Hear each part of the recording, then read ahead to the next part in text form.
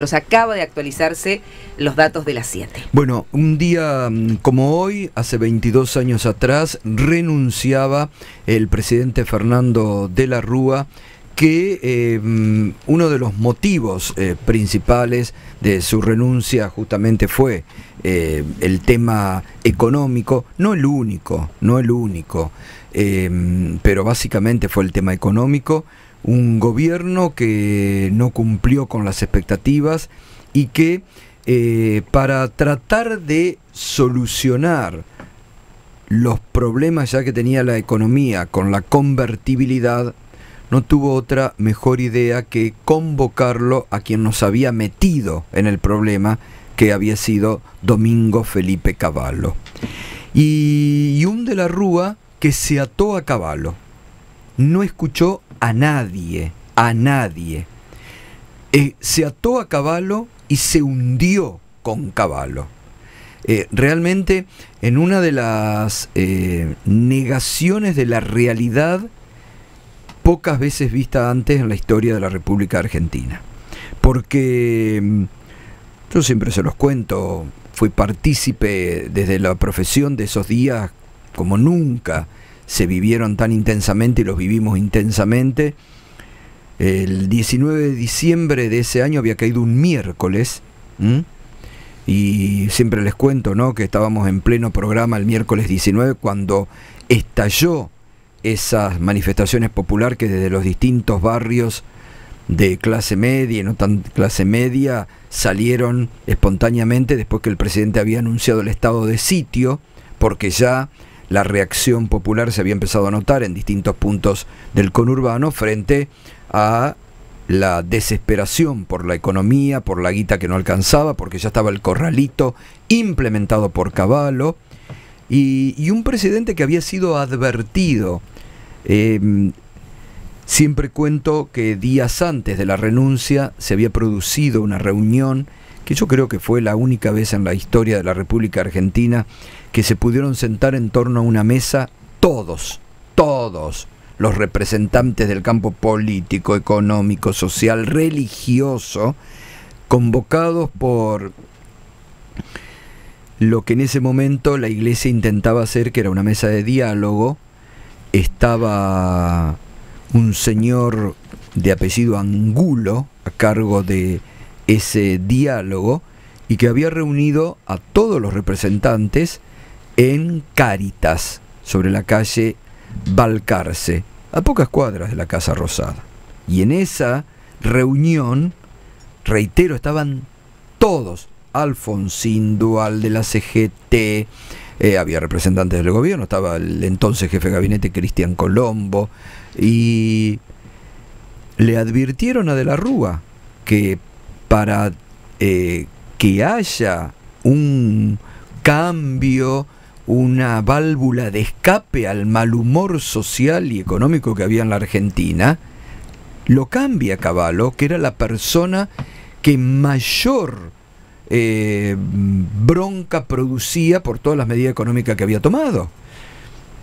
De la Rúa llegó, cuando escuchó eso, estuvo 2 minutos sentado, dijo: están conspirando. Se levantó y se fue. Cuando tenía la solución ahí, que todos le decían: mire, dé una muestra, sáquelo a Cavallo que hoy está produciendo, estamos todos acá sentados. Se puso de espalda, se ató a Cavallo y Cavallo lo hundió. Eso fue, ese día además, salió de eso, se levantó, se fue y se fue a la Casa de Gobierno a hacer un brindis de Navidad con los periodistas acreditados. Fuera de toda realidad estaba De la Rúa. Y ese fue un antecedente que no escuchó, y después vinieron los hechos del 19 y 20 que hoy estamos recordando, y que un día como hoy, un 20 de diciembre, De la Rúa produce 2 discursos, uno al mediodía, donde tardíamente, sin haber escuchado esa advertencia que le habían hecho en Cáritas, él dice, bueno, ya con los hechos en la mano, le tiende la posibilidad de diálogo al peronismo, de abrir un canal de comunicación, Y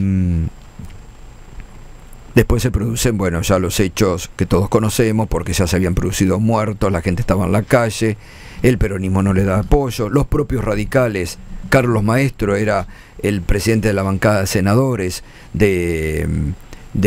los senadores radicales, también le saca el apoyo porque se había visto que estaba todo, y allí es, bueno, esa anécdota famosa que yo siempre cuento, que estaba al aire y que en un momento salgo y me encuentro con dos mensajes de la secretaria de la Rúa, y yo lo llamo y hablo, y estaba molesto de la Rúa porque yo había interpretado que en su discurso del mediodía había ofrecido un cambio de política económica, y él me decía no, que yo no quedo como que yo quiero devaluar y yo no voy a devaluar. Entonces le digo, bueno, presidente, ¿qué va a hacer? Hay muertos. Y él me responde con una pregunta: ¿muertos? Sí, le digo, hay muertos, ¿qué va a hacer? Pensó en renunciar, y ahí es donde él me dice: